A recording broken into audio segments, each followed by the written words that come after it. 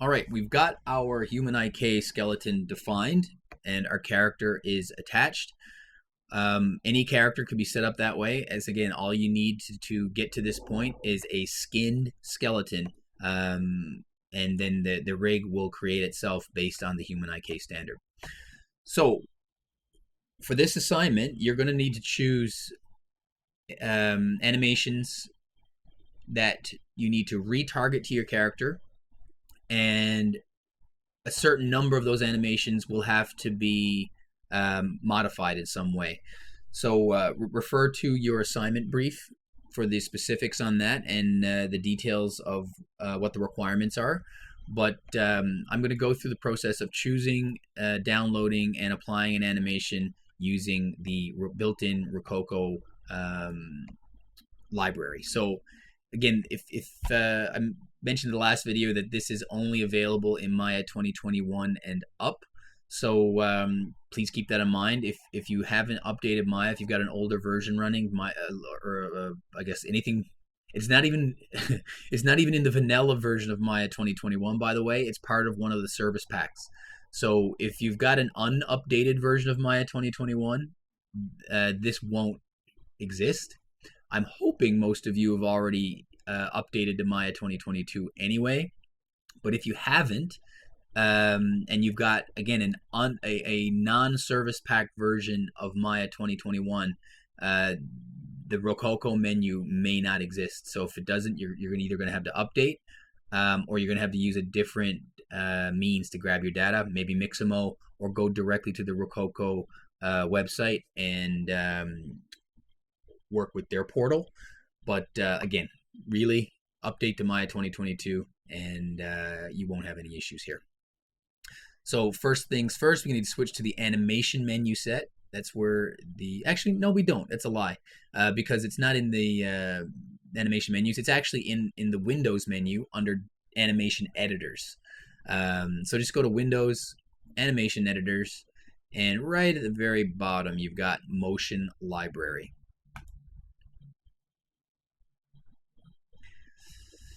Now, I've already logged in to my account. You do have to create an account here.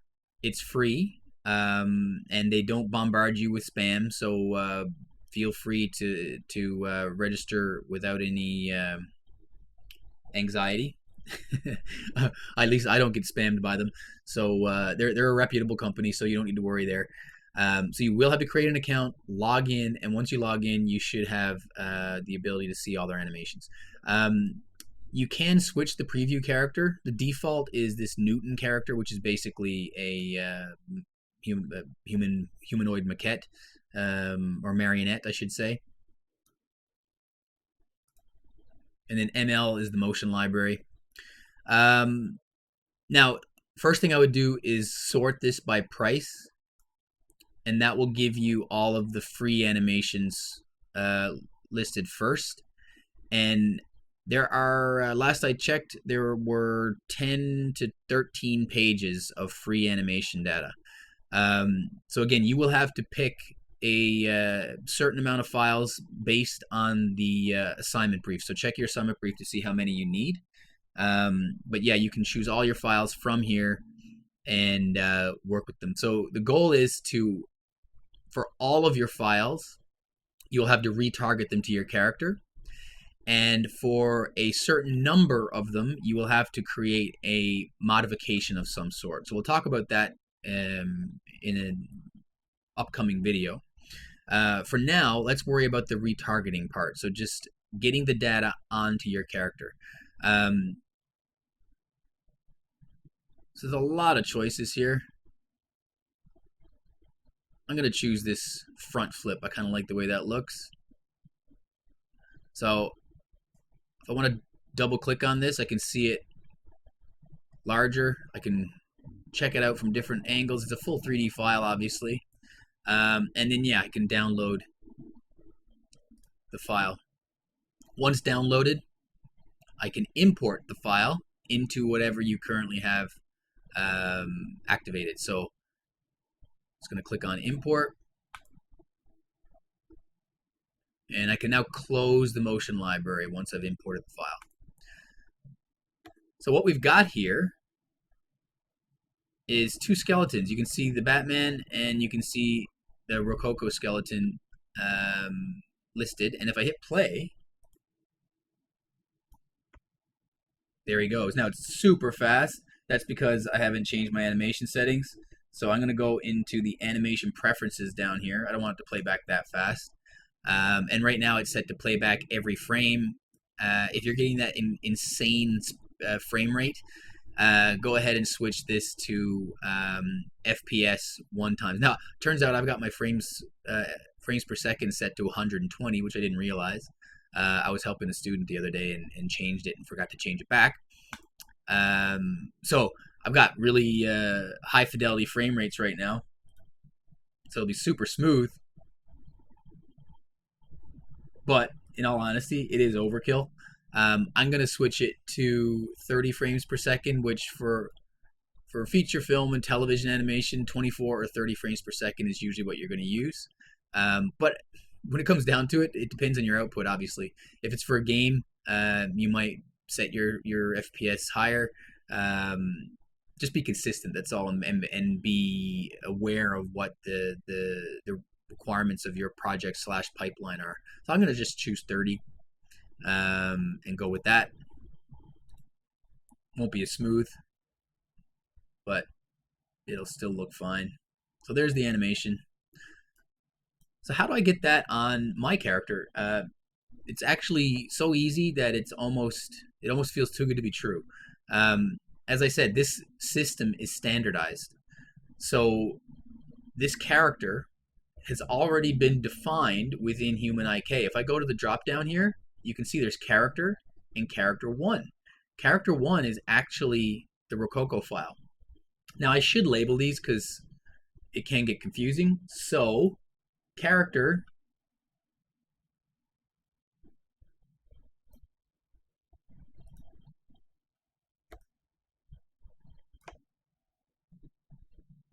oh, wait a minute. Just checking here.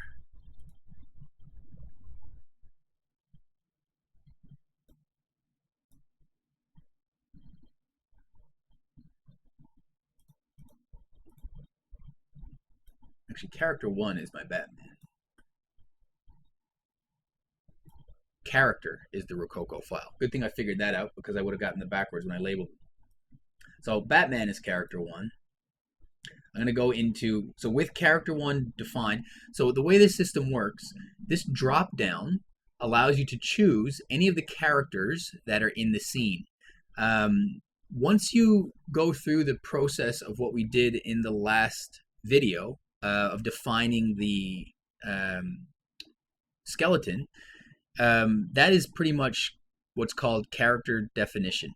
And you've characterized your character. So once the character is characterized, that pretty much means that the character is stored under one data block here, and you can choose that character from the list. So character 1 is Batman. So with character 1 selected, I'm going to go to this blue menu, which is where you can access different settings for these. And it'll only apply to whatever character you have currently active. And you can see there's an option there to rename. I'm going to rename this one Batman.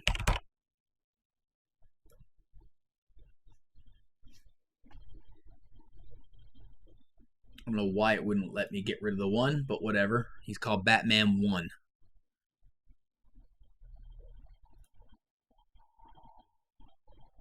So now I'll switch over to character, which if I select down here at the root, you can see that's my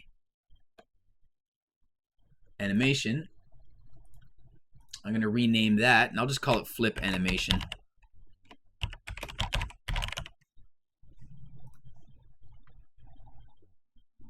There we go. So now it's easy to see which is which, and it makes the next step a lot easier. So next step, we want to retarget the animation from one character to another. And then, so in this case, I want to retarget the animation from my flip animation character to my Batman character. So first things first, you choose the character that you want to assign the animation to. So in this case, Batman. And then for the source, right now, Batman's source is his own control rig. So I can pose and edit the poses with his control rig. However, if I go to the drop down, I can choose a few different options. I can choose none, which means he's not following anything. He's just attached to the skeleton. I can choose any other animation that's in the file that already has a human IK character definition, which obviously the flip animation does. Or I can choose a stance pose, which is pretty much the default T pose. There's a few reasons you could use that later, but for now, I'm just going to choose flip animation as the source. So the source is the animation source. And you can see as soon as I do that, Batman kind of jumped in position. And now if I play this back,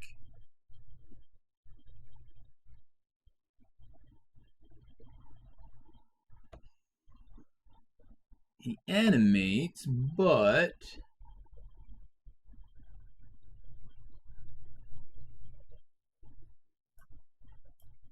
something's not right here.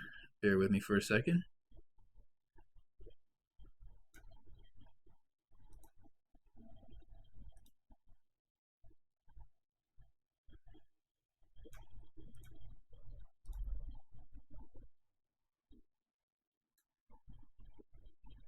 Oh, I accidentally, when I was messing around here, I actually put the flip animation in stance pose, which was dumb.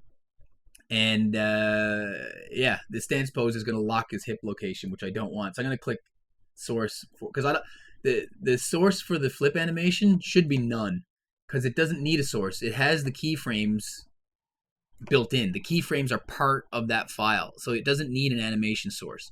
I only need to adjust an animation source to change or add a new animation. So he's already got an animation. Whoever did this flip stored it, baked it onto the skeleton, so the data's there. So his the animation source for the animation file should be none, and it was, but when I was showing you guys the different options, I must have chose stance by accident and left it there. So that's why he wasn't moving. So now that I've sorted that out, so the flip animation source should be set to none. Now I go back to Batman and switch his source back to flip animation. There we go. Now Batman is free to move and their hips won't be locked in place.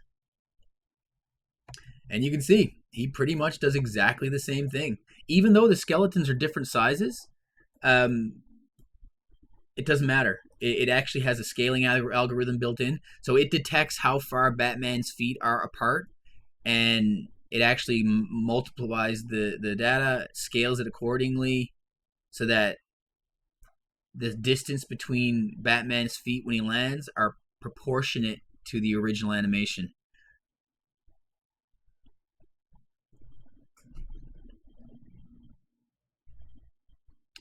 And that is pretty much it. This guy has been retargeted. Now, the next step for this will be to bake this data, because right now, if I get rid of my flip animation, Batman will lose all that data.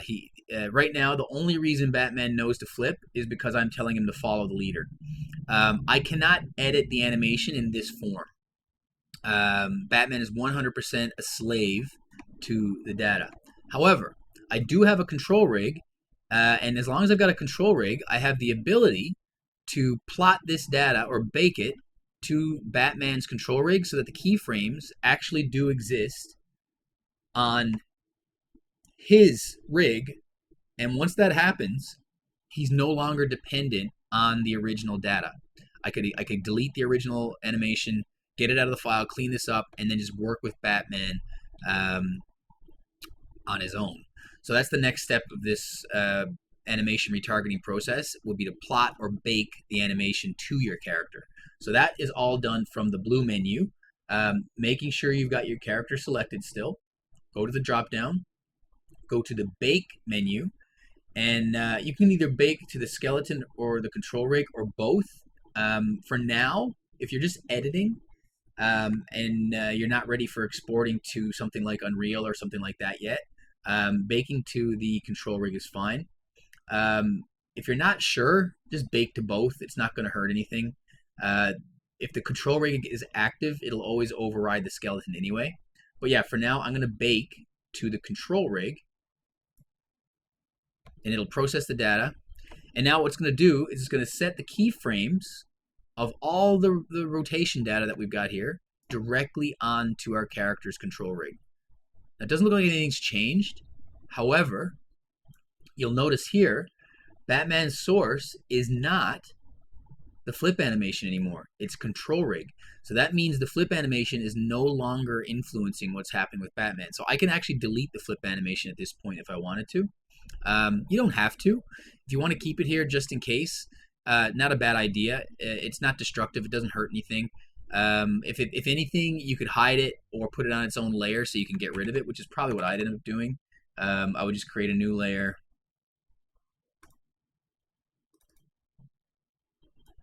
Call it flip animation.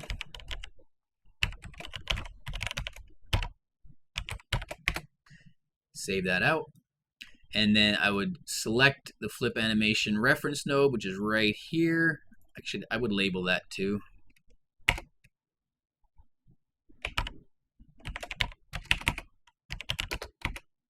Actually, you know what? I'm going to leave that reference name alone just in case. It's possible that if I change it here, it might mess up the character definition. So I'm just going to group that and call the group flip animation. I think. It's cold in here. I've got my air conditioning on in the winter. So my fingers aren't working as they should. Don't ask. There we go. That took way longer than it should have. Flip animation, and I will right click and add that to my flip animation layer. So now he's hidden, and I can bring it back if I need to. Because another great thing about motion retargeting, say at this point I start editing my Batman animation, I want to change the pose, fix some problems. Say I just royally make a bad decision, totally mess it up, and it just need to kind of start over again. If I want to start over again, all I've got to do is go back to Human IK, switch the source back to flip animation, and now he's getting the data from the original file again, so it's overriding any changes I've made, and bake it again. If I bake it back to the control rig one more time, I will have gotten rid of all the crap that I made earlier and replaced it with a new fresh slate, and I can try my edits again. So that's the one reason why it would be good to keep it in there until the very last stages, because if you do make a mistake and just want to start over with your animation, then you can just rebake it if the character animation is still in the file. Other than that, this file is now pretty much ready for prime time.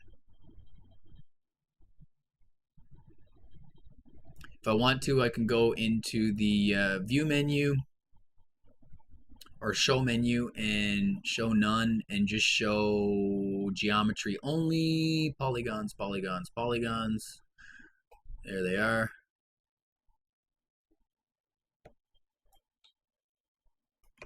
So that way I'm only seeing the Batman. There's the animation. Minus, plus, including my horrible skinning in the chest there. I've got some errant verts that I messed up with, obviously, with my quick skin that I created. But we can ignore that for now.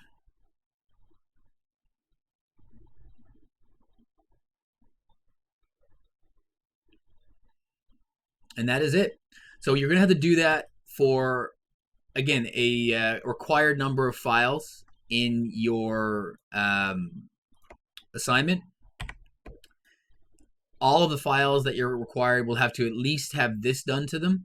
And again, a certain number will have to be modified in some way. And that's what we'll look at next, is the modification process, so that we can tweak the animation or fix problems. So stay tuned. I'm also going to be fixing the skinning, because I just realized poor Batman's face is melting too. I apparently messed up on the head and neck skin. It looks like someone just punched him in the face. So I'm going to correct that in between videos. Catch you on the flip side.